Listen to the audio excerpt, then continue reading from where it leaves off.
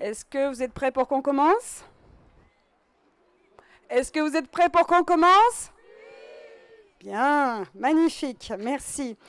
Alors, vous avez dû lire que le titre de cette petite conférence, c'est Confiant, en paix, motivé, des jeux pour débloquer les enfants difficiles. Et je pense qu'on avait mis des guillemets à difficile. Alors, il y a un petit peu de tout dans le titre. Dans la conférence, je vais commencer par me présenter notre association et mes collègues qui sont là, Magali Père et Georges Durand. Je vais parler un petit peu de ce concept d'enfants difficiles qu'on entend beaucoup aujourd'hui, des enfants difficiles qui nous sont aussi présentés comme étant bloqués, d'où l'idée de les débloquer, bloqués dans des comportements répétitifs qui les font souffrir, qui font souffrir leur entourage, et bloqués par rapport à leur développement, leur progression, leur insertion avec les autres et leurs apprentissages scolaires, ce qui est souvent ce qui motive les parents à se poser des questions. Alors ces enfants difficiles, bloqués, ils ont souvent tendance à refuser un petit peu au bout d'un moment tout ce qu'on leur propose, d'où l'intérêt du jeu que nous avons expérimenté dans notre association, qui peut permettre, sans en avoir l'air, qu'ils retrouvent confiance en eux, qu'ils se remettent en paix avec eux-mêmes et avec leur entourage, et que finalement ils retrouvent la motivation et le goût d'aller vers les autres et d'aller vers l'avant. Alors, comment on en est arrivé là? On en est arrivé là, en fait, à partir d'un projet que j'avais commencé à monter en 2011. Moi, à la base, je suis ingénieure agronome et je n'étais pas du tout dans la psychologie de l'enfant. Je travaillais dans l'agroforesterie, le développement dit durable et l'agriculture biologique. Et j'ai eu envie, à un moment, de transmettre toutes ces valeurs et toutes ces pratiques à la jeunesse, aux enfants. Et j'avais monté ce projet dans le Gers, donc une association qui s'appelle l'Aube du Chêne, un projet qui était très éducation à l'environnement et au développement durable, et que j'ai monté au départ avec donc une équipe très centrée sur l'animation nature, donc notamment Magali Père qui est ici, coucou, tu dis voilà, et Georges Durand, voilà, qui ont des compétences d'animateur nature. Et, pas de chance, on s'est très vite rendu compte que l'écologie et le développement durable, eh bien désolé, les enfants, pour faire simple, ils s'en battent l'œil. Mais vraiment, ils en entendent tout le temps parler, à la télé, à l'école, il faut trier les déchets, etc. Ça les assomme complètement, parce que je pense qu'ils sont parfaitement conscients du fait que ce n'est pas en triant 3 déchets qu'on va sauver les problèmes qui les attendent à l'avenir. Et puis de toute façon, ils sont dans autre chose, ils sont dans l'ici et maintenant. Et quand ils viennent dans un séjour de vacances comme le nôtre, ils viennent là avant tout pour jouer et pour se faire des amis. Donc ils viennent là pour être avec les autres. Et on s'est rendu compte que beaucoup de ces enfants étaient extrêmement encombrés et empêchés pour être avec les autres, du fait d'attitudes et de comportements très individualistes, reflétant beaucoup les valeurs de compétition qui sont celles, pareil, qu'on leur assène à l'école et à la télé. On a été très choqués dans un séjour récemment. Nous, on fait la cuisine avec les enfants, on vit un petit peu en communauté avec eux pendant une semaine. Et alors, des enfants, ils veulent faire comme dans Top Chef. Alors moi, je leur demande, c'est quoi Top Chef? Moi, je ne regarde pas la télé, je n'ai pas le temps. Et on se rend compte qu'en fait, dans des émissions comme Top Chef, ils ont réussi à transformer une activité comme la cuisine en une activité compétitive. Alors là, on se dit, waouh! À la base, la cuisine, c'est un truc qu'on fait avec maman, avec papa, en famille, entre amis, pour se faire plaisir. Il y a besoin de mettre de la compétition même là-dedans, mais dans tout, quoi, finalement. Du coup, forcément, ces enfants, ils arrivent avec ce côté-là très moi-je, et c'est très compliqué pour eux de faire avec les autres. Ils arrivent à faire pour les autres, parce que ça les valorise, mais faire avec, ça, c'est très difficile. Du coup, on s'est mis à travailler sur cette problématique de la coopération, avec beaucoup d'outils qui sont des jeux coopératifs qu'on va vous présenter. On a développé une véritable mallette qui permet de dérouler toutes les étapes, qui permettent de prendre confiance en soi et d'aller vers les autres et de faire avec les autres. Du coup, on est passé d'un projet qui était être bien avec son environnement et qui est devenu être bien avec les autres. Je rappelle que l'écologie, ce n'est rien d'autre qu'un altruisme. Hein. Ce n'est pas moi qui l'ai inventé, ce truc-là, c'est Mathieu Ricard. Et il a raison. C'est quoi l'écologie? C'est juste essayer de ne pas saloper, excusez-moi, l'environnement et les ressources qu'on partage avec les autres, y compris les générations futures, et voire même peut-être les autres espèces vivantes. Donc l'écologie, c'est juste de la coopération, c'est de l'altruisme. Donc ce n'est pas la peine, du coup, d'aller chercher trop loin. Si on ne sait pas vivre ensemble, on ne peut pas faire de l'écologie. Malheureusement, pour faire ces jeux coopératifs, pour apprendre à faire avec les autres, y compris voilà, faire la cuisine par exemple, beaucoup de ces enfants étaient très encombrés, là encore, par des problématiques personnelles. On s'est aperçu que dans nos séjours, on attirait beaucoup d'enfants. Alors, il y a toute une bulle en ce moment, des enfants qu'on dit précoces, surdoués, hyperactifs, des enfants qui ont des troubles de l'opposition, avec ou sans provocation, qui ont des troubles déficitaires de l'attention, avec ou sans hyperactivité, qui sont dyspraxiques, disent ceci, disent cela, Asperger. Non, je peux vous en faire une liste pendant une demi-heure, vous allez tous vous endormir. Donc c'est terrible. Et ces enfants, effectivement, font partie de ces catégories qu'on appelle les enfants difficiles. Alors, il y a un petit peu deux façons d'être un enfant difficile, c'est-à-dire en réalité un enfant en souffrance. Il y a ceux qui retournent ça plutôt vers eux-mêmes. C'est ce qu'on appelle en psychologie des symptômes internalisés. Donc c'est les enfants qui vont être dans l'isolement, dans le refus de l'apprentissage, dans le mutisme, dans la dépression, qui finalement ne sont pas vraiment considérés comme des enfants difficiles, parce que c'est vachement bien pour les enseignants, hein. Ils les laissent dans un coin, ils leur fichent la paix, ils n'ont rien appris à la fin de l'année, hein. C'est arrivé à mon propre fils, sensationnel, personne ne dit rien. Et puis il y a ceux qui sont vraiment difficiles, à la limite ils ont plus de chance, je vous le promets, parce qu'eux ils cassent les pieds à tout le monde, ils bougent, ils se lèvent en classe, ils agressent les autres. Le seul mot dans leur vocabulaire c'est non. Voilà. Donc, du coup, ces enfants difficiles, c'est des symptômes externalisés. Mais dans tous les cas, il y a une vraie souffrance d'être avec soi-même et d'être avec les autres. Du coup, on passe de être bien avec la nature à être bien avec les autres. Oui, mais pour ça, encore faut-il être bien avec soi-même. Alors, nous, on a commencé à essayer de travailler avec ces enfants pour les aider à progresser. Et on se rend compte finalement que pour qu'un enfant puisse résoudre ses problèmes, il faut qu'il soit conscient qu'il a un problème. Oui, voilà, là, nous les parents, moi je fais aussi du coaching individuel. Alors j'ai des parents, ils m'amènent leur enfant, là il a des problèmes à l'école. Alors moi je prends l'enfant après, il me dit non mais moi j'ai pas de problème, hein, c'est l'école qui va pas, mais moi ça va. Ah. Ben oui, alors moi je dis aux parents, je peux pas résoudre les problèmes de votre enfant parce que lui il en a pas. Hein. Je peux résoudre les vôtres si vous voulez, mais pas les siens. Voilà. Donc déjà il faut être conscient qu'on a un problème. Il faut ensuite être conscient qu'on fait partie du problème et en prendre une responsabilité. On arrive à apprendre ça, nous, à des enfants de 8, 9, 10 ans.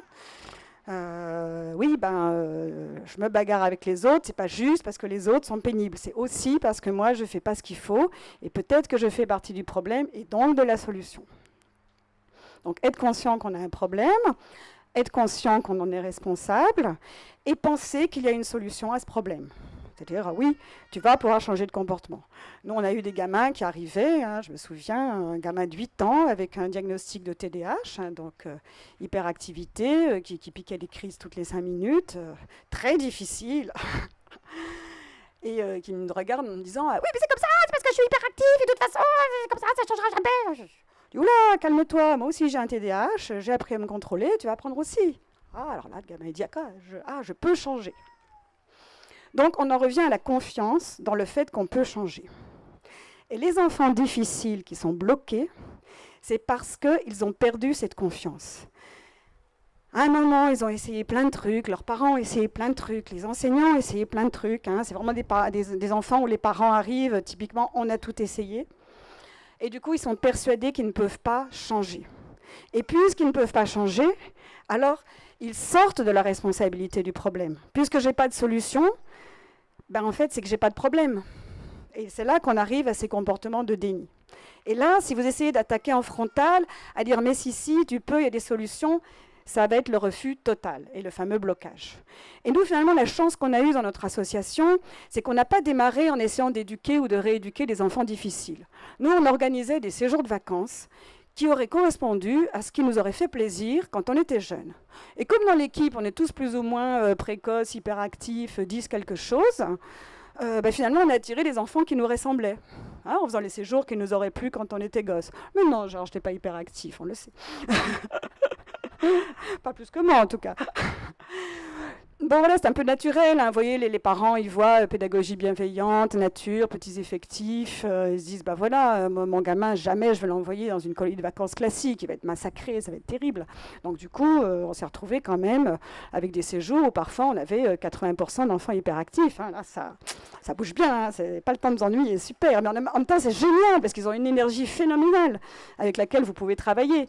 C'est presque plus facile qu'avec les enfants qui sont dans le retrait, où vous n'avez pas de matière à travailler, qui vous donnent rien. Là, ils vous en donnent, hein. Ça n'arrête pas, quoi, hein. Festival. Voilà. Donc du coup, nous, on était partis juste pour leur faire passer des bonnes vacances.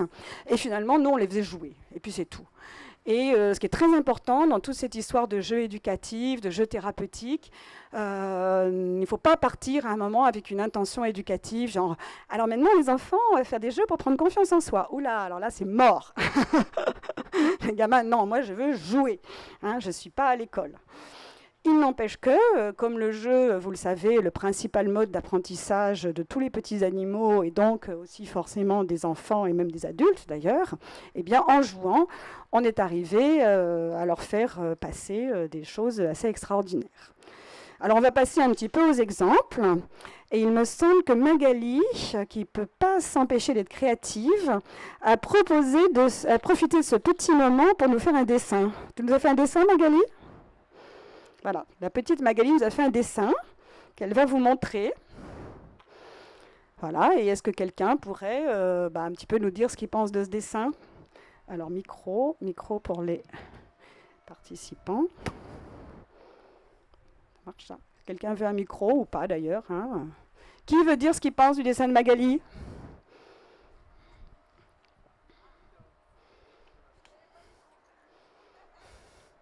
Ah, ici ? Vous la micro ? Non. Vous levez ?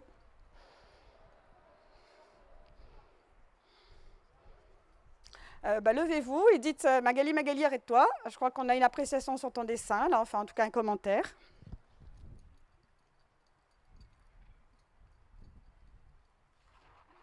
Alors, il me semble qu'il est divisé en deux parties. Il est divisé en deux parties.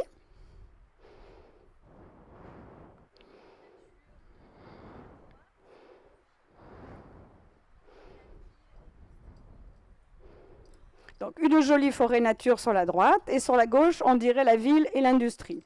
OK, merci. Quelqu'un d'autre a un commentaire ? Il est coloré. Quelqu'un d'autre ?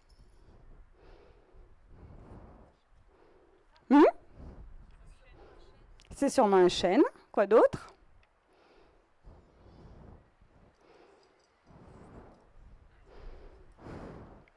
Bon, alors c'est bien, vous êtes tous éduqués au non-jugement, c'est merveilleux.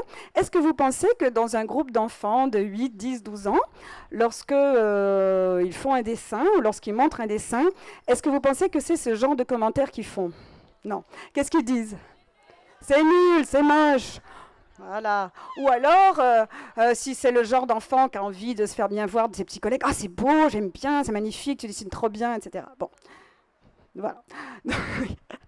Donc, effectivement, vous avez appris que la bonne façon, en tout cas la bonne façon pour avoir envie de progresser et de continuer, de commenter une œuvre, c'est de la décrire. Alors là, c'est quelque chose qu'on a mis en place très vite avec les enfants. Donc on leur dit rien de spécial, on leur dit vous allez faire un petit truc. Alors on évite de le faire avec le dessin parce que les enfants arrivent avec un tel stigma sur le dessin. Nous on a des gamins, dès qu'ils faisaient un dessin, ils le déchiraient, quoi, hein. C'est surtout pas que les autres le voient, c'est catastrophique. Ils ont réussi à dégoûter les enfants du dessin. C'est fort parce que c'est difficile, hein. C'est quand même un truc que tous les enfants veulent faire spontanément, mais ils ont réussi à les en dégoûter, justement en faisant un truc de performance. Donc on part sur d'autres choses, hein. Magali, Georges ont mis en place beaucoup d'activités. Ça peut être du petit modelage avec de la terre qu'on trouve par terre, du land art, de la peinture faite avec des fleurs et des feuilles écrasées et les doigts. Comme ça, ils n'ont pas l'impression de décider de peindre. Mine de rien, ils font quand même une œuvre artistique. Et à la fin, on leur dit, voilà, maintenant vous allez jouer, vous êtes au musée, vous venez voir les dessins des uns des autres, vous commencez par les regarder en silence, et vous nous décrivez cette œuvre, et c'est comme un ni oui ni non, mais là, vous n'avez pas le droit de dire c'est beau, c'est pas beau, c'est moche, j'aime, j'aime pas, c'est trop bien fait, c'est nul, tu dessines bien, aucun jugement. Vous nous décrivez le dessin comme si vous le présentiez à un aveugle qui ne peut pas le voir. Et si vous voulez, vous pouvez nous dire ce que ça vous évoque. Hein. Tiens, effectivement, moi, ça m'évoque la ville, ça m'évoque un chêne, mais pas... ouais, c'est trop bien, tu fais trop bien les chênes. Alors, moi, les enfants, ils sont un peu surpris, puis on les accompagne. Hein, dès qu'il y en a un qui se laisse aller à j'aime, j'aime pas, on dit « Oh, on n'a pas le droit, on n'a pas le droit. » Voilà, donc, et alors, vous ne pouvez pas savoir l'effet que ce truc-là a sur les enfants. C'est-à-dire, tout à coup, de se rendre compte que je peux montrer quelque chose que j'ai fait et que les autres vont me donner de l'attention, parce que c'est vachement rapide de dire c'est beau, hein, c'est beau, hop, je ne sais pas combien de secondes ça fait, mais même pas une, je pense. Alors que prendre le temps de décrire, ça veut dire que j'ai vraiment regardé ton dessin. Je t'ai donné de l'attention, ce qui est la première chose qu'on peut donner à quelqu'un dans une relation. Et puis se rendre compte qu'on peut montrer son dessin sans subir d'appréciation, ni positive, ni négative. Ben pour ces gamins, c'est totalement libérateur. C'est très étonnant. Et du coup, après, on peut travailler avec ça pendant tout le séjour sur, allez, on ne juge pas. Et très souvent, ils nous reprennent, hein, parce que bien sûr, nous, on ne peut pas s'empêcher de dire, ah ouais, c'est bien. Ah là, il ne faut pas juger. Voilà. Donc, bon, ça passe bien, quoi. Et du coup, on a eu des gamins comme ça qui sont rentrés chez eux et les parents nous ont dit, c'est incroyable, cet enfant, il refusait de dessiner. Et ben maintenant, il dessine. Voilà, il était débloqué. Hein. Et souvent, on se dit, mais qu'est-ce qu'on a fait, en fait? Vous voyez, à aucun moment, on s'est dit, bon, allez, là, le petit Lulu, il est bloqué sur le dessin, on va le débloquer. Non, on n'a pas fait comme ça, quoi. On l'a juste fait dessiner et faire en sorte qu'il puisse montrer son dessin aux autres sans subir de jugement. C'est tout. Alors toujours sur la confiance en soi, on peut travailler ensuite à partir de ça aussi sur développer la conscience pour les enfants de leurs ressources, de leurs qualités, de leurs points forts. Alors aussi, hein, je ne sais pas si vous avez déjà essayé de demander à un enfant, le mieux c'est un ado ou un pré-ado, hein, c'est quoi tes qualités? Alors j'en ai pas en mode qualité, madame, oh là là, moi je suis nulle, d'accord. Okay. Ils n'ont pas de qualité. Nous, on essaye quand même de leur faire sortir leur qualité. Hein. On a ce petit blason que Magali peut vous montrer. C'est un jeu que vous connaissez peut-être. Je ne sais pas si vous l'avez déjà utilisé, le blason des qualités, c'est assez connu. Il s'agit en fait de leur dire, bah, allez, on va tous se faire un petit blason. Hein. Alors nous, on le fait aussi, hein, les animateurs, on participe avec eux. Donc c'est comme les blasons des vieilles familles, il y a plusieurs cases, et chaque case va représenter une qualité, une ressource, un point fort de la famille ou de vous-même. Alors évidemment, ils sont complètement bloqués puisqu'ils n'ont pas de qualité. On a d'autres jeux aussi, la marguerite des qualités, où ils marquent leur qualité sur une marguerite. Et pour les débloquer, la première chose en général qu'on fait, c'est de partir du concret. Des gars, ok, t'as pas de qualité, mais alors qu'est-ce que tu sais faire? Moi, je sais rien faire, madame. D'accord, ok. Bon, qu'est-ce que tu aimes bien faire? Alors, hein, vous partez de qu'est-ce qu'ils aiment bien. Ah, moi, j'aime bien jouer au foot. Ah, disons, pour jouer au foot, il faut des sacrées qualités quand même. Hein. Moi, perso, j'en suis totalement incapable. Hein. Donc, on demande, bah, ok, la dernière fois que tu as joué au foot, ça s'est bien passé, tu as marqué un but, ouais. Ok, bah, quelle qualité tu as utilisée pour faire tout ça? Et comme ils n'ont pas forcément ce vocabulaire, on a des petites listes imprimées.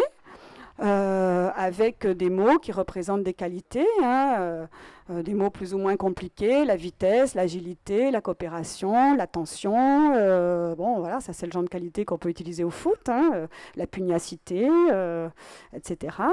Et on leur dit, bah, écoute, entoure dans la liste les qualités que, à ton avis, tu as utilisées la dernière fois que tu as gagné un match de foot, ou que tu as fait un super gâteau au chocolat, ou que tu as consolé une de tes copines qui n'allait pas bien, etc. Donc voilà, avec ça, on arrive à petit leur faire prendre conscience que oui, qu'ils ont des ressources, des qualités, et que les qualités, bah, c'est pas seulement avoir des bonnes notes à l'école, c'est aussi effectivement faire un bon gâteau au chocolat pour sa meilleure amie qui a un chagrin d'amour, par exemple. Alors, ce qui est intéressant ensuite, c'est de sortir justement de l'individuel, hein, puisqu'on a dit que les enfants aujourd'hui ils baignent dans un bain d'individualisme, dont nous on a envie de les faire sortir pour aller avec les autres. Et ce principe d'aller chercher ses propres ressources et ses qualités, on peut aussi le faire en collectif. Donc là, c'est un outil qu'on a développé à partir d'un outil de coaching, et dont on a fait un outil de groupe que Magali a beaucoup travaillé.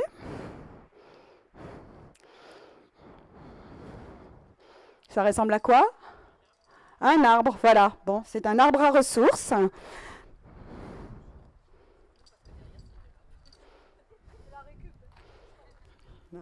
Alors vous pouvez le faire de différentes tailles, hein. Nous, à l'Aube du Chêne, à la maison, on en a un qui est immense, qu'on n'a même pas réussi à faire rentrer dans la voiture, voilà, avec plein de racines.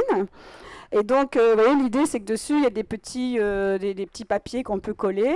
Alors, vous pouvez faire ça avec du papier canson et de la pâte à fixe. Alors, un animateur sans pâte à fixe, il est mort, hein. J'espère que voilà, vous avez tous Voilà, alors donc du papier canson. Moi, je fais ça avec des post-it parce que je suis une grosse feignasse. Les post-it, c'est drôlement pratique. Vous voyez, j'aime bien me juger. Tac. J'attendais combien de temps ça allait mettre. On disait, ah, tu t'es jugé. Bah oui, voilà. Donc voilà, j'aime bien utiliser les post-it parce que ça va vite, c'est pratique. Et donc, vous pouvez imaginer plusieurs thèmes. Et chaque enfant va remplir plusieurs petits bouts de papier. Alors, chaque enfant, vous pouvez faire ça dans un groupe d'adultes. Hein. Si vous faites un séminaire de coaching en entreprise, de team building, de ce que vous voulez, vous pouvez le faire en famille.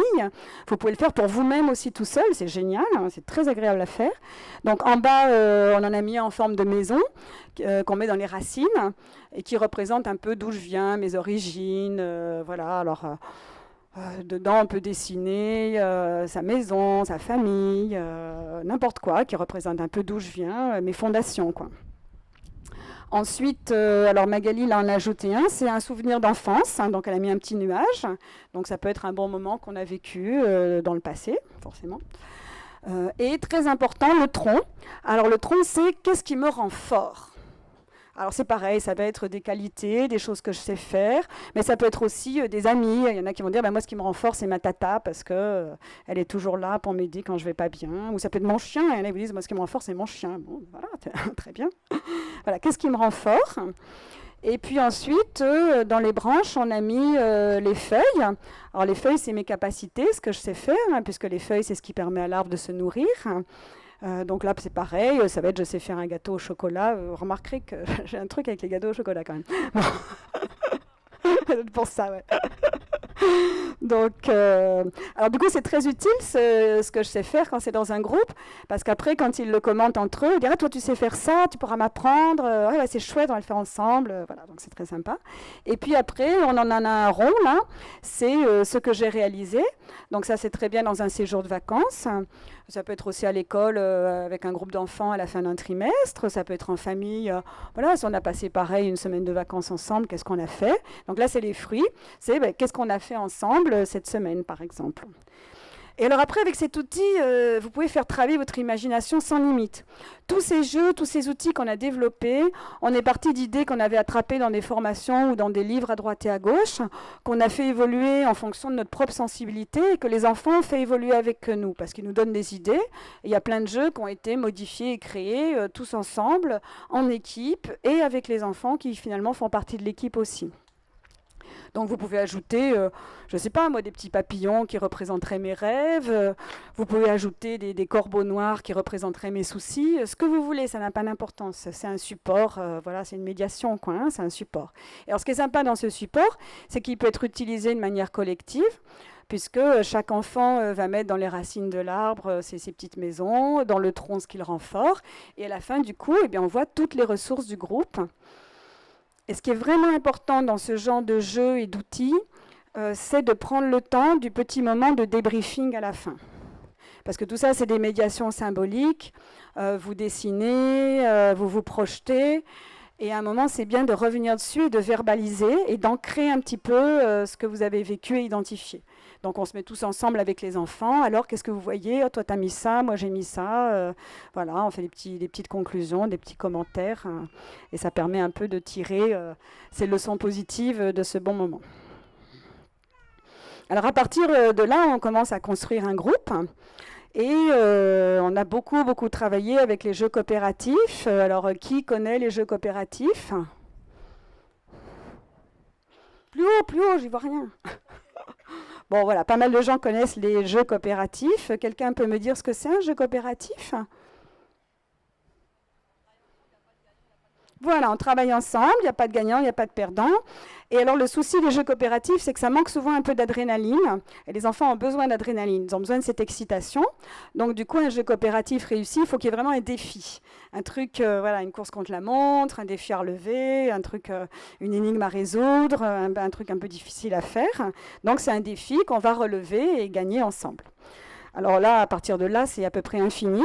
Donc Magali, avec toute l'équipe, a créé une boîte à jeux coop qui est là, en reprenant un petit peu toutes les étapes de la coopération que vous pouvez trouver dans des livres comme Jeux coopératifs pour bâtir la paix, ou dans les formations, par exemple, du Centre de ressources de la non-violence à Toulouse, qui fait des très bonnes formations en jeux coop. Et donc, il y a des étapes qui sont justement prendre confiance, s'exprimer, écouter les autres, etc. Et qui va permettre de faire des jeux coopératifs que on va vous faire vivre dans 2-3 minutes. Et ce qui est intéressant, c'est que petit à petit, comme ça, on arrive à créer un groupe. Les enfants apprennent à se faire confiance aux autres, à se faire confiance à eux-mêmes au sein du groupe. Et on est arrivé à des choses très sympathiques où, à partir de là, on peut les faire aller justement vers la créativité.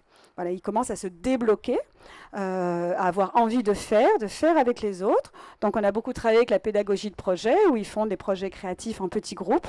Et parmi les plus belles réussites qu'on a eues avec cette pédagogie de projet, c'est quand les enfants créent des jeux. Et là, c'est extraordinaire. Vous vous fatiguez, essayez de créer des jeux, vous foirez complètement, ça ne marche pas, vous êtes là, ok, une grosse tôle. Et en fait, à partir du moment où les enfants créent des jeux, ben forcément, c'est des jeux faits par les enfants, ça marche pour les autres enfants. Et y compris des trucs osés. Hein. Nous, on a eu des enfants une année, on dit, ben, nous, notre projet, on va créer un jeu de cache-cache dans le noir, dans la forêt. Waouh, cache-cache dans la forêt, c'est sympa. Bon, ça peut être l'occasion de se débarrasser de quelques enfants difficiles. Attention, il n'y a pas que des inconvénients. Mais bon, si vous avez l'intention de ramener tout le monde à la maison, c'est pas forcément facile. Et dans ces cas-là, on dit aux enfants très bien. La contrainte, l'objectif, c'est de ramener tout le monde à la maison en sécurité physique et morale. Personne ne s'est perdu, personne ne s'est fait mal dans les ronces, personne n'a été attaqué par un sanglier, ça c'est pour les mettre en sécurité. Et personne surtout a eu une grosse trouille, traumatisé, mauvais souvenir. Quoi. Bon. Alors c'est bien qu'ils aient des petites peurs, hein, les enfants adorent ça, mais voilà, il faut savoir doser quand même. Donc ces contraintes, c'est autant d'espace de créativité pour les enfants. Et à partir de là, ils nous ont créé un jeu de cache-cache dans le noir sensationnel, avec des tas de règles qui permettent à tout le monde d'être en sécurité, et qu'on rejoue ensuite chaque année avec les autres groupes, et puis qui marche très bien. On a eu aussi à résoudre une année un problème d'un petit groupe, essentiellement des garçons d'ailleurs, qui étaient très toniques, et dont certains d'entre eux manifestement sont très cadrés à la maison ou à l'école, et on sent qu'il y a ce besoin de transgresser les règles. Et donc ils voulaient à tout prix faire des batailles de pelochons dans un espace fermé, en hiver, avec des lits, des tables, où on sait très bien qu'au bout de 5 minutes, ça va se terminer en hurlements, voire éventuellement avec les petits gyrophares du SAMU. Bon. On dit très bien, vous voulez faire une bataille de pelochons, on va arrêter d'essayer de vous en empêcher, parce que de toute façon, dès qu'on a le dos tourné, vous attrapez les pelochons et vous commencez à vous taper dessus. Alors faites une bataille de pelochons, dehors, parce que bon, au moins déjà, il n'y a pas d'obstacle dangereux, et débrouillez-vous, définissez vous-même les règles, pour que tout le monde soit pareil, en sécurité physique et morale. Personne ne doit se faire mal, et personne ne doit sortir en étant frustré, en ayant eu l'impression qu'il a subi des injustices, etc. Alors à ce moment-là, évidemment, on les aide, on les accompagne, hein, on a un petit tableau blanc, hein, comme dans les trucs d'entreprise, et vous êtes étonnés de l'intelligence des règles qu'ils inventent, des trucs auxquels vous n'auriez jamais pensé. Et alors de la façon psychorigide presque avec laquelle ils appliquent et font appliquer leurs règles. À partir du moment où c'est eux qui les ont définies, c'est bon, quoi. Ils s'y tiennent parce que ça a du sens pour eux. Hein, on a eu des gamins, quand on leur disait à quelle heure il fallait se coucher, alors là c'est terrible, quoi. Vous faites la chasse au gamin debout en train de sauter sur son lit jusqu'à minuit. À partir du moment où vous leur dites, ben, écoutez, définissez vous-même à quelle heure vous allez vous coucher. Bon, ils discutent un peu. Ah, à 2 heures du matin. Ouais, tu crois vraiment que tu vas être en forme demain pour jouer? Ah non, peut-être pas. Bon, ok. Et ils finissent par se mettre d'accord sur une heure raisonnable. Et à partir de là, vous avez un groupe de petits coucous suisses qui, tous les jours, est au lit à 22h30. Voilà. Et si vous leur proposez un jour de se coucher un peu plus tôt, plus tard, ils disent « Ah non, madame, 22h30, c'est 22h30 ». Voilà.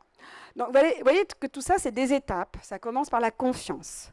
La confiance en soi, nous on l'a appris, c'est le socle sur lequel l'enfant construit tout le reste. Quand cette confiance est perdue, vous avez un enfant qui est accroché à un petit bout de radeau qui flotte sur l'océan et qui soit est complètement replié sur lui, soit qui est agressif. On arrive à travailler sur la confiance, à ce moment-là, l'enfant peut aller vers les autres. Alors, je ne sais pas, vous avez tous lu Montessori, ou tous en tout cas entendu parler de Montessori. Qui n'a pas entendu parler de Montessori ?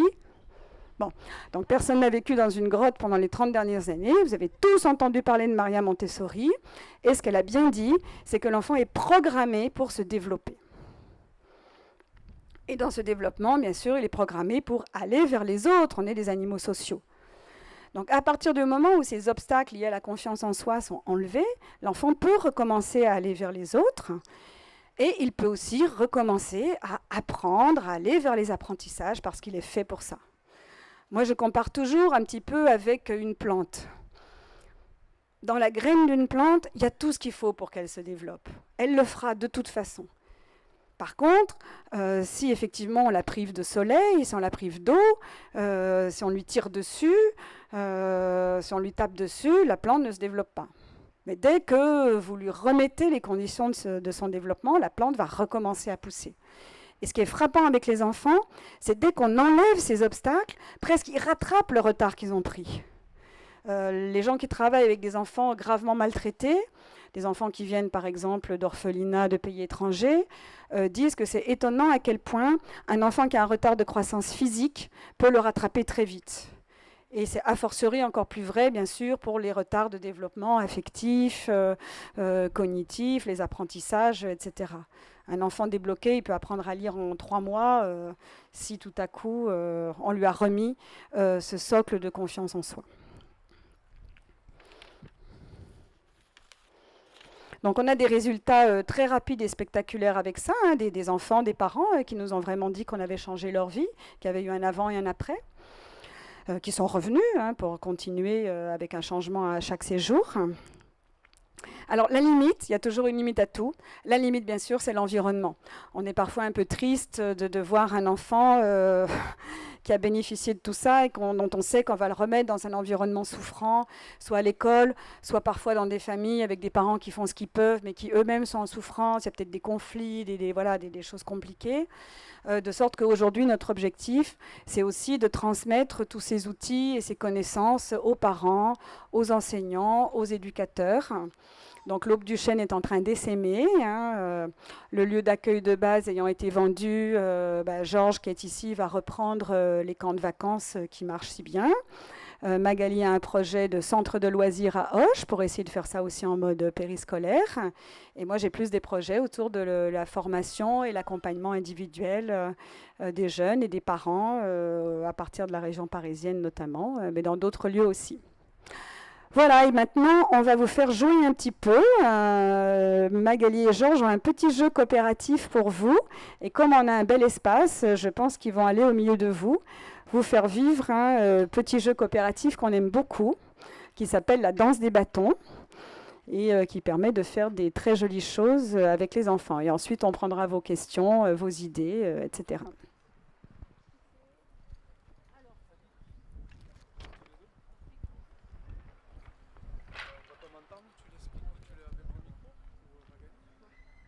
Bonjour, donc on va vous présenter la danse des bâtons, il y en a peut-être qui le connaissent. Donc c'est pour pouvoir créer du lien. On a entre deux personnes un petit bâton qui nous sépare. Donc on va se lever, ce qui c'est qui veut participer se lève, c'est pas d'obligation. On n'a pas 50 000 bâtons, mais on peut faire avec autre chose. Alors ceux qui veulent participer, venez.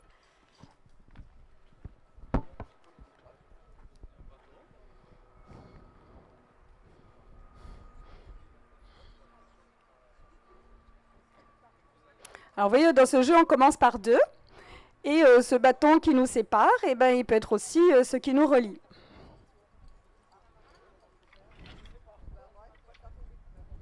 Alors le but, évidemment, c'est que le bâton ne tombe pas.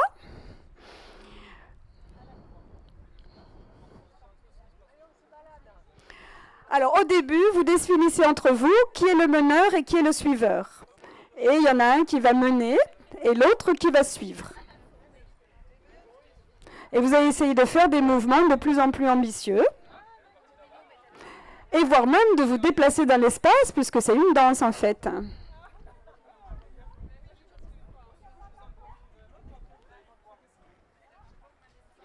Alors n'hésitez pas, vous pouvez avancer, reculer, aller à droite, aller à gauche.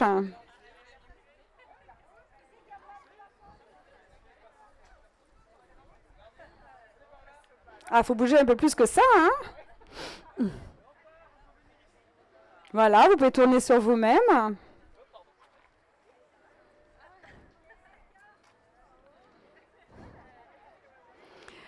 Et au bout d'un moment, vous pouvez décider d'inverser. Celui qui était meneur va devenir suiveur.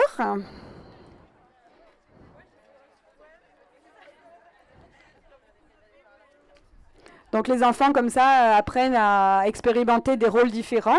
Il n'y a pas forcément toujours le même qui guide l'autre.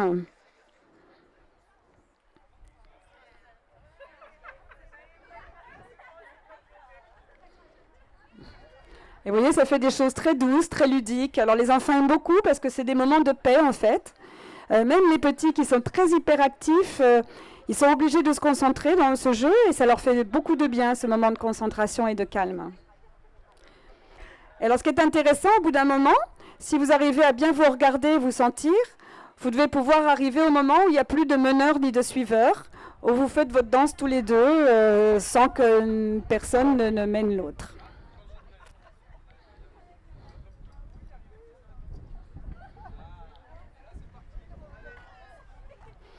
Et alors maintenant, comme Georges a commencé à le faire, vous pouvez commencer à vous amuser à chaque couple, à rejoindre un autre couple et faire un petit groupe à 4 et faire une espèce de petite ronde. Comme ça, on va de plus en plus vers du collectif.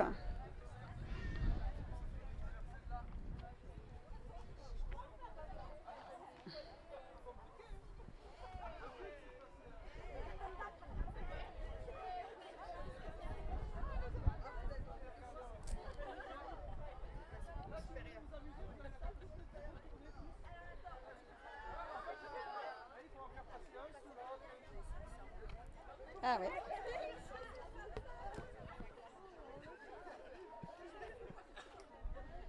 Oui, ça c'est quelque chose qui peut être fait avec des enfants à partir de l'âge de 6 ans et avec des adultes, un séminaire d'entreprise,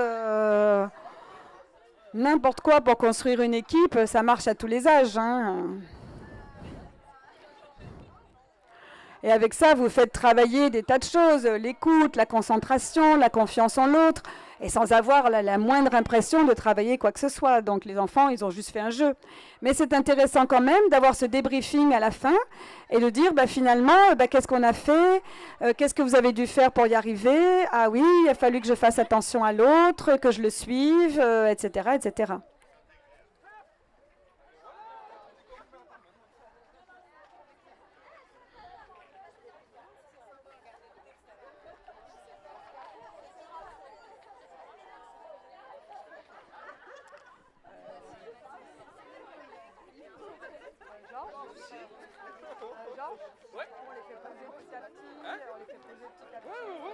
Voilà, maintenant qu'ils ont rigolé, tu peux leur dire, maintenant vous avez un petit peu rigolé, vous pouvez venir reposer le matériel près de vous.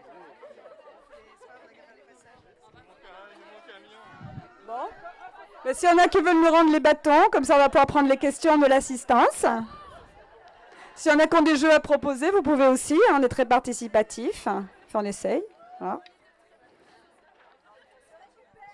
Vous pouvez les applaudir. Est-ce qu'ils ont bien dansé ?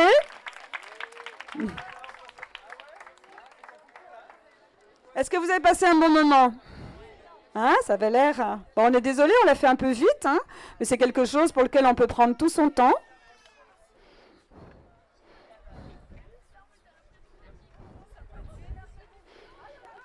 Et après, à partir de jeux comme ça, les variantes sont à peu près infinies. Vous pouvez faire ça avec un ballon.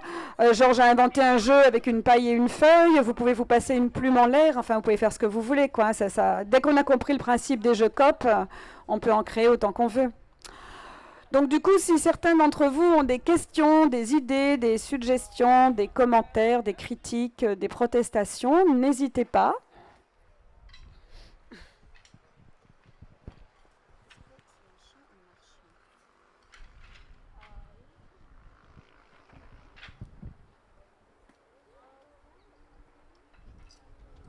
Marche pas.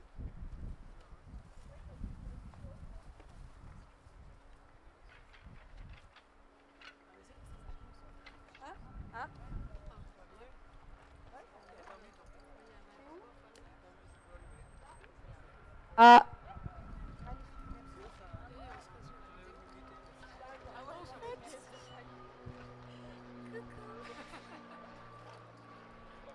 Ma question est, comme on a souvent des enfants qui disent non,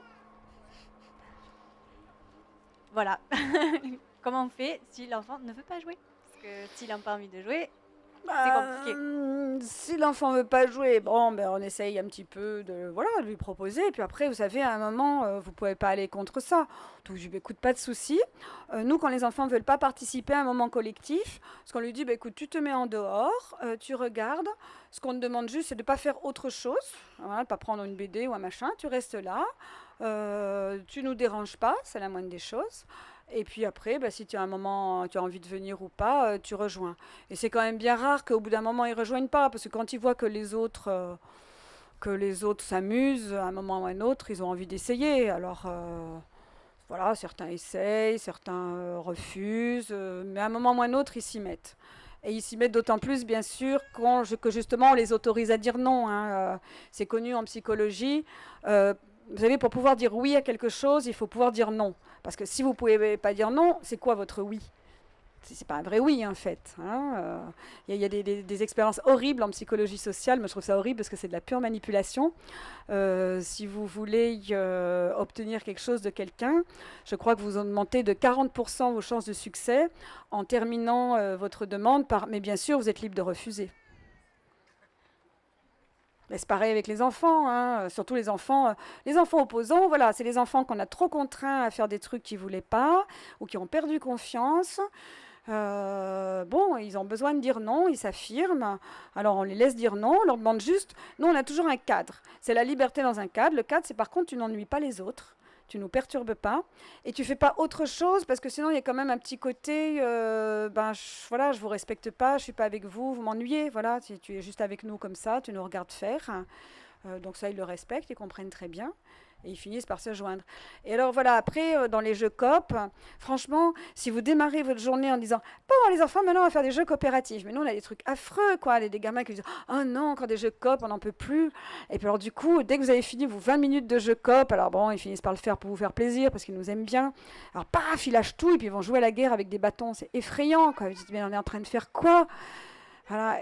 Et du coup, nous on est un petit peu revenus, moi en tout cas, de l'idéal tout coopération. Finalement, la rivalité, la compétition fait aussi partie du développement de l'enfant. L'enfant, à travers les étapes de son développement, il traverse toutes les étapes de développement de l'humanité. On a été des tribus qui se faisaient la guerre, puis c'est pas non plus comme si on n'y était pas encore dedans, quoi. Hein, voilà, on va être un peu réaliste. Donc la compétition existe, ils ont besoin de s'y frotter aussi. On peut faire aussi des jeux compétitifs, coopératifs. À un moment donné, tous les sports d'équipe, avant que ça devienne des machines à fric, le foot, c'est un jeu coopératif quand même. Bien sûr, il y a une équipe adverse, mais il y a des règles qui font qu'on la respecte, on ne se tacle pas, on se fait pas mal. Donc voilà, les jeux d'équipe, c'est des jeux coopératifs quand c'est fait intelligemment dans un esprit sportif, quoi. Donc du coup, très bien, vous voulez jouer avec des bâtons pointus, eh bien, toujours pareil, quelles règles vous allez mettre en place pour que ce jeu, qui est un jeu quand même assez agressif, tout le monde soit en sécurité. Nous, on dit, vous jouez à ce que vous voulez, à partir du moment où tout le monde finit en bonne santé et avec un sourire. Et là, du coup, c'est eux qui créent les règles. Allez, on va mettre des bouts de mousse autour des bâtons. On n'a pas le droit de se courir après. Si quelqu'un lève les deux mains, on arrête de le poursuivre. Voilà, donc à un moment, ça ne sert à rien de vouloir forcer les gamins à faire des jeux coopératifs, ça finit par les ennuyer. Il vaut mieux partir de cet esprit de la coopération et voir comment on peut le réintroduire, juste avec des choses logiques, comme nous, on a besoin que tout le monde soit en sécurité. Je ne sais pas si ça répond à votre question, du coup. Moi, j'avais une autre question, c'était comment les enfants arrivent dans cette association? Eh bien, en fait, ils nous trouvent... C'est la enfin, c'est demande des pas- parents ou Alors, c'est c'est l'école? arrivé que ce soit les enfants qui nous trouvent, hein, à partir d'un certain âge, très jeune, hein, Internet. Donc, nous, on a un site Internet qui est assez bien référencé, tout simplement parce que, voilà, moi, j'ai écrit dessus quelques articles en mettant dedans les mots-clés qui me semblaient être les mots-clés correspondant à ceux que je mettrais moi si je cherchais un séjour comme ça. Donc voilà, des choses comme colonie de vacances bienveillante, colonie de vacances écologique, et puis après on a mis des choses comme colonie de vacances enfants précoces, colonie de vacances TDAH, hein, c'est le trouble déficit d'attention et hyperactivité. Alors c'est pas gêné pour utiliser le mot colonie de vacances. Moi j'ai des tas de collègues qui disent ah mais non, moi je fais pas des colonies de vacances, c'est ringard. Je dis bah, peut-être que c'est ringard, mais les parents c'est ça, c'est le mot qu'ils ont en tête. Donc si tu veux, tu peux mettre séjour de vacances, hein, mais les parents ils cherchent pas des séjours de vacances, ils cherchent des colonies de vacances. Alors moi je mets colonies de vacances quoi. Hein, voilà. Et du coup, alors après, vous savez, amusez-vous, hein, tapez colonie de vacances enfants hyperactifs, on n'est pas 200 000 en France. Hein. En fait, il y a à peu près que nous. Donc du coup, forcément, voilà, on est un petit peu en haut de la requête Google. Voilà. Les enfants hyperactifs, personne n'en veut. Hein, donc. Donc voilà, donc les parents nous trouvent par le site internet en fait. Vous avez des liens avec l'école ou pas? Pardon? Vous avez des liens avec l'école ou pas du tout? Bof. Des liens avec l'école, écoutez, c'est pas évident quoi. Hein. Des fois il y a des voilà les institutions, nous chaque fois qu'on a essayé d'y aller, ils nous regardent comme ça, genre bof, qui vous êtes, qu'est-ce que vous faites. Par contre de temps en temps il va y avoir des enseignants à titre individuel ou des responsables d'institutions qui nous contactent, mais c'est voilà, c'est pas quelque chose qui s'est bien développé. Et c'est pour ça, comme je disais, on aimerait maintenant aller plus vers les milieux éducatifs et un petit peu transférer nos méthodes à ces milieux-là. Et pour le moment, on n'a pas trop su le faire. Si vous avez des idées sur comment le faire, on est preneur. Moi, je voulais une précision. En fait, c'est pas marqué sur le petit livret là. Quelle association vous représentez? Donc c'est l'Aube du Chêne. L'Aube du Chêne. Comme l'aube, voilà, le matin. Et je suppose que vous avez un stand. Hein? Vous avez un stand par là? Oui, alors un stand, c'est le stand 21. Par là, quoi. Et on a un site internet, évidemment. Et donc, si vous demandez à Google l'Aube du Chêne, vous tombez sur notre site, l'aube-du-chêne.fr. Alors, il n'est pas très à jour, parce que comme on est en train de se restructurer et d'essaimer, vous aurez les informations générales sur nos activités et sur les séjours qu'on a fait en 2007. Et puis, vous y allez, vous verrez un petit peu ce qu'on fait. Vous nous envoyez un petit mail. Et à partir de là, on vous envoie un spam tous les jours. Non, pas du tout. Juste de temps en temps, quand j'ai le courage de m'y mettre, on vous envoie un petit mail pour vous prévenir des prochains séjours et des prochaines activités. Et on le fait avant de les mettre sur le site. Comme ça, les gens qui ont manifesté leur intérêt ont une chance de s'inscrire avant tout le monde. Parce que certains séjours partent très très vite quand même.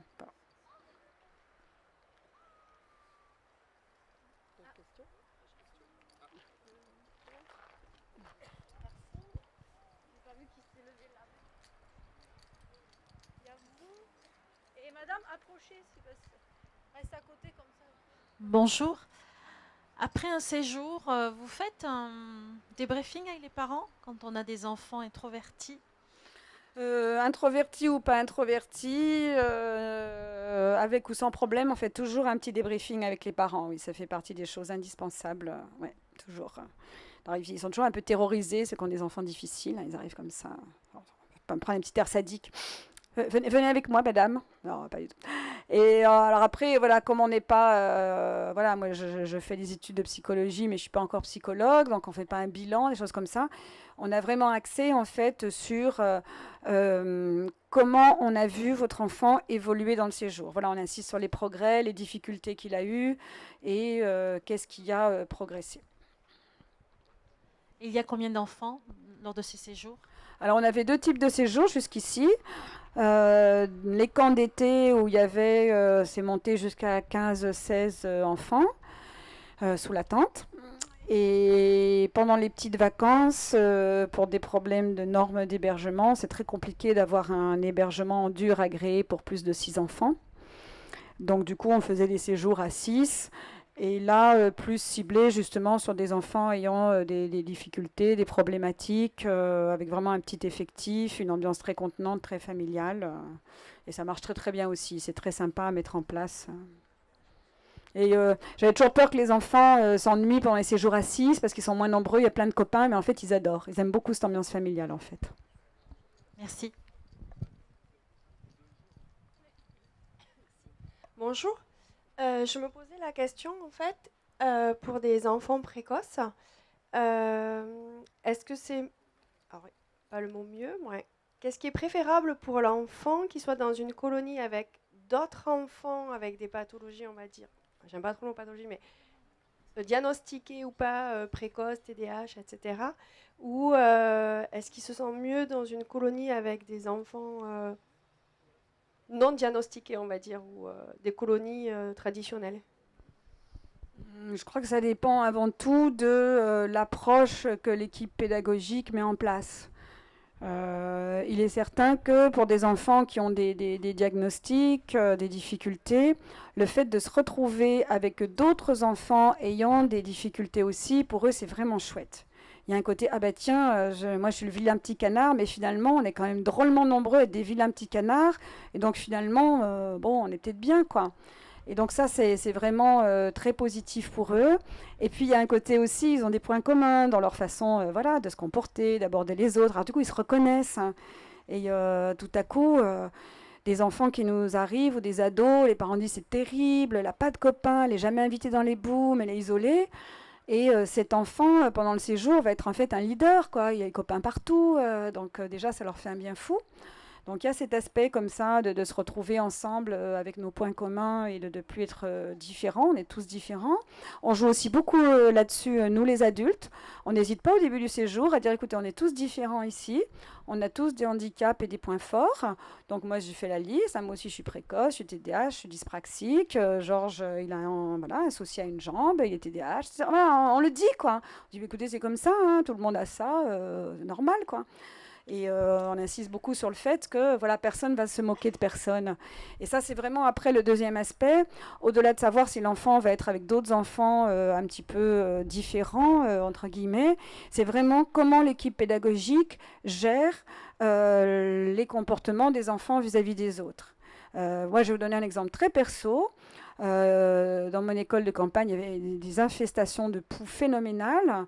Alors toute la famille se les repassait, c'est pour ça que j'ai les cheveux courts maintenant, vous voyez, que j'avais de très beaux cheveux longs, enfin très beaux, j'en sais rien, en tout cas j'avais les cheveux longs. Et donc à un moment j'en pouvais plus, et la seule solution que j'ai trouvée c'est de couper les cheveux de ma fille, avec son consentement bien sûr, mais c'était quand même un peu dur pour elle, quoi. Bon. Et en plus, du coup, elle faisait un peu garçon avec ça. Moi, je trouvais qu'elle était très mignonne, mais c'était un peu rude pour elle. Elle est arrivée à son école, elle s'en est pris plein les dents, quoi. Hein. Ah, t'es moche, ça ressemble à un garçon. Alors, le soir, elle était un peu triste. Donc, le lendemain matin, je l'ai accompagnée à l'école. Je suis arrivée un petit peu avec mon bazooka et tout ça. Donc, j'ai mis un petit tir à une de ses copines, là, qui s'est refait engueuler par sa mère le soir. C'est la sale journée. Et puis, j'ai vu l'animatrice du temps périscolaire. Je lui ai dit, bah, dis donc, apparemment, ça a été un peu dur. Et alors, le Morgan dit, eh bien oui, vous savez, les enfants, ils sont comme ça.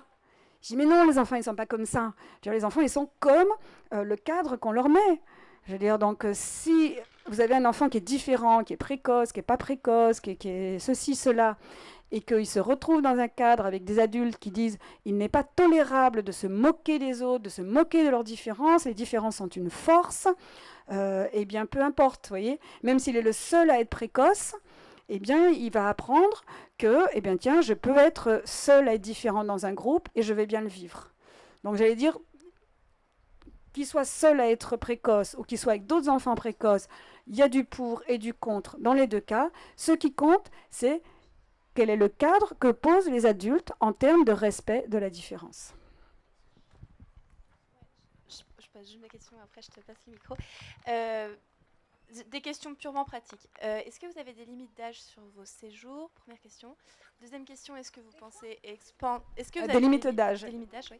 Deuxième question, est-ce que vous pensez expandre le nombre d'enfants à l'accueil? Et troisième question, est-ce que vous cherchez des animateurs? Alors, première question, les limites d'âge. Nous, on démarre vers 7 ans. Après, on pourrait démarrer plus jeune. C'était plus une question de goût, quoi, voilà, et de contraintes. Et par contre, la limite d'âge supérieur, on n'a pas arrêté de la repousser, on allait jusqu'à 12 ans. Et puis on avait des enfants qui disaient « Oh là là, mais c'était trop bien ». Il y en a, vous savez, c'est leur première expérience positive en dehors de la maison, quoi. Voire pour certains, leur première expérience positive tout court, puisque à la maison, parfois, ça se passe mal aussi. Donc, du coup, ils disaient, mais mince, l'année prochaine, je vais être trop vieux. Alors, on a dit, bah, t'inquiète pas, l'année prochaine, on prendra jusqu'à 13 ans. De sorte que cette année, on allait jusqu'à 17 ans. Et que, non, mais c'est vrai. Et du coup, il y a certains jeunes qui ont évolué avec nous. Et cette année, il y a une jeune fille qui est venue, qui avait 16 ans. Elle a démarré chez nous à l'âge de, je sais plus, 11 ans, je crois. Et cette année, elle est venue comme animatrice stagiaire, quoi, un petit peu. Voilà. On a bouclé la boucle, en quelque sorte.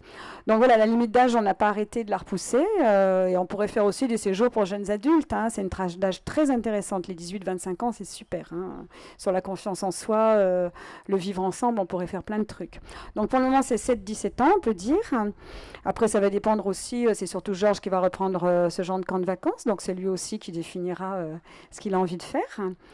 Sur le nombre d'enfants, alors il est sûr que nous, franchement, 15-16, c'est vraiment le maximum, quoi.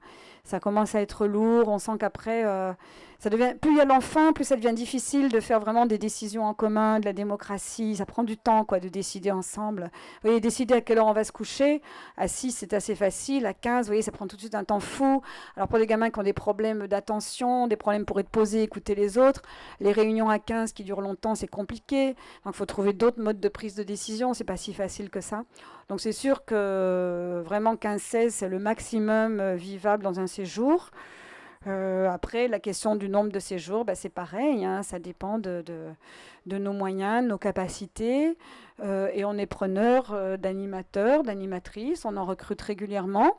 On essaie chaque année d'avoir un certain pourcentage d'anciens qui maintiennent un peu la continuité de notre esprit, et puis des nouveaux qu'on intègre. Donc on est toujours preneur.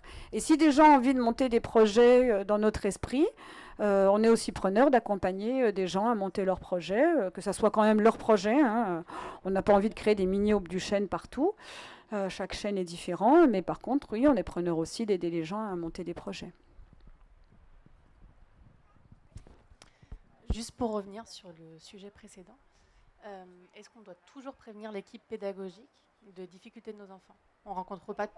Est-ce qu'on prévient toujours l'équipe pédagogique des difficultés de nos enfants? Vous, en tant que parent, quand vous inscrivez l'enfant, oui, faites-le. Faites-le. C'est une attitude, on pourrait appeler ça, vous savez, en psychologie, on parle d'alliance thérapeutique. Moi, j'appellerais ça l'alliance éducative. Voilà. C'est-à-dire qu'en gros, voilà, vous prenez les difficultés de l'enfant. Mon enfant, il a telle difficulté, et vous pouvez le présenter c'est en termes de besoins particuliers. Il a tel besoin. À ce moment-là, vous allez voir tout de suite. Si la personne en face a l'air d'être réticente, ben laissez tomber, hein, inscrivez-le ailleurs. Voilà, tant pis. Ou gardez-le chez vous. Ben, au moins déjà, vous allez voir si les personnes sont prêtes à accueillir ces besoins particuliers, à y répondre. Et ensuite, au moins, vous, en tant que pédagogue, si j'ose dire, qu'éducateur, vous n'êtes pas pris au dépourvu. Alors bien sûr, il peut y avoir un effet un peu dangereux, c'est le côté prophétie autoréalisatrice. Ah tiens, le petit Lulu, il est difficile, donc effectivement, est-ce que du coup, vous n'allez pas vous adresser à lui d'une certaine manière qui va faire qu'en effet, il est difficile? Moi, je dis non. Franchement, à partir du moment où on est conscient de ce risque, on arrive quand même à s'en détacher. Nous, justement, la raison pour laquelle on a commencé à écrire sur notre site internet qu'on accueillait les enfants TDAH, précoces, hyperactifs ou autres, c'est parce qu'on en avait marre de se retrouver avec des parents qui nous inscrivaient ce genre d'enfants sans nous le dire. Tout à coup, on écrivait, ah ben d'accord, lui prend de la Ritaline tous les jours, d'accord, donc c'est une petite fille hyperactive. Ah oui, on comprend mieux maintenant certaines de ses réactions, on aurait bien aimé le savoir avant quand même. Et après, ce qui est très drôle, c'est que voilà, les parents ils nous font un dossier dans lequel il y a toute la liste des problèmes divers et variés de leur enfant. Bon, on n'a pas le temps d'apprendre par cœur 15 dossiers, même pas 6. Après, on est dans l'action, on n'y pense plus. Et on ne se promène pas toute la journée non plus en disant « Ah oui, alors, lui, il est dyspraxique, hein, il ne faut surtout pas qu'il joue à la balle. » Non, on oublie. Et après, on se dit « Tiens, mince, on vient de faire un truc de vannerie à un enfant dyspraxique qui est censé être totalement incapable de faire quoi que ce soit en motricité fine. Et finalement, il l'a très bien fait quand même, quoi. Vous voyez, voilà. Donc oui, je pense que c'est mieux de prévenir une équipe et de se mettre du coup dans la coopération aussi avec l'équipe. Et si vous voyez qu'ils ne sont pas accueillants, ben écoutez, tant pis pour eux, ils n'auront pas votre enfant. Merci. Ah bon, c'était pas 5h30? D'accord, ok. Je crois. À 5h30? Bon, je sais pas. Excusez-moi. 5h30, on a encore une demi-heure? Bon, ça dépend des gens. Hein. D'accord. Faut installer du temps. Quelques On peut questions. prendre encore quelques questions. Voilà. Qui c'est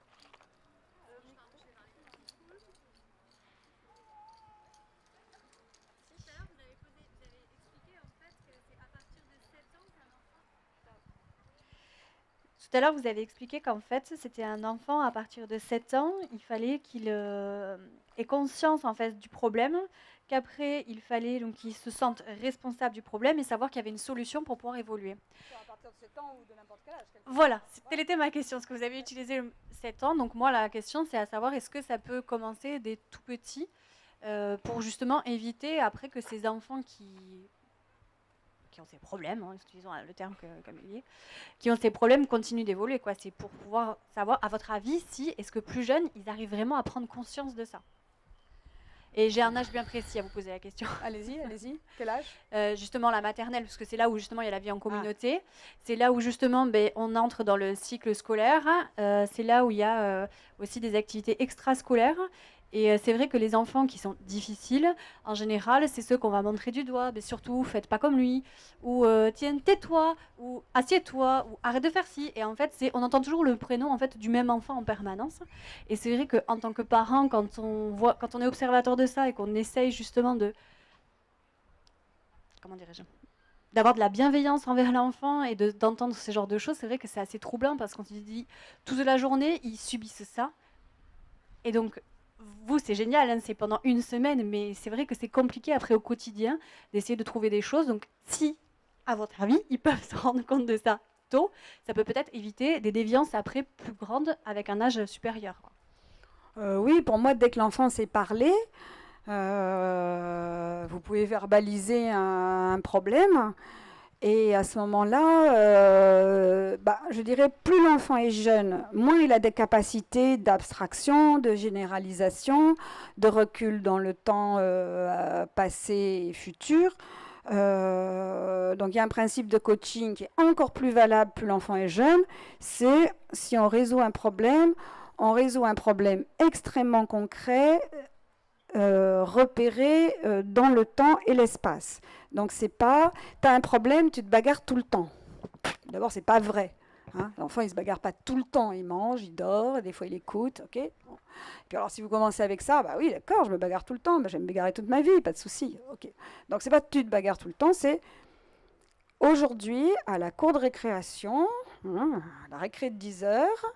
Le petit machin t'a traité de sale morpion et tu lui as envoyé ton poing dans la figure. Voilà, ça c'est toujours pareil, c'est une description, c'est pas un jugement. Ok, c'est quand même un problème parce que bon, maintenant le petit machin il a le nez cassé, toi t'as honte, t'as été puni, c'est pas cool. Comment t'aurais pu faire autrement? Et dire, oui mais il m'embête. Alors ça, je dis toujours, il m'embête, il m'énerve. Je dis non, personne ne t'énerve. Toi, tu t'énerves en réaction à quelqu'un d'autre, mais c'est bien toi qui t'énerves. Et franchement, ils le comprennent assez jeunes. Hein. Mais il faut que ça soit très concret, du coup, avec un minot. Hein, voilà. Et qu'est-ce que tu aurais pu faire? Comment tu pourrais faire la prochaine fois? Après, je ne dis pas que ça vienne en une fois, ça vient petit à petit. Et il suffit qu'une fois, on ait réussi à lui faire résoudre un problème concret une fois, et après, là, on démarre un truc. Parce que ça s'ancre. Et après, on peut dire, tu te souviens, à la récré passée, le petit machin, et t'as encore traité de sale morpion, et t'as réussi à t'empêcher de lui mettre... Waouh! Et c'est toujours ça, quoi. Hein, t'as réussi à faire ça, tu vas pouvoir le refaire. Moi, chaque fois qu'ils réussissent un truc, je leur dis, mets ça dans ta tête, mets-le dans ta mémoire, et souviens-t'en la prochaine fois que tu auras une difficulté. Aujourd'hui, j'ai réussi à ne pas lui mettre mon poing dans la figure, j'ai réussi donc à rester calme, hein, toujours le transmettre en positif, j'ai réussi à rester calme, à me contenir.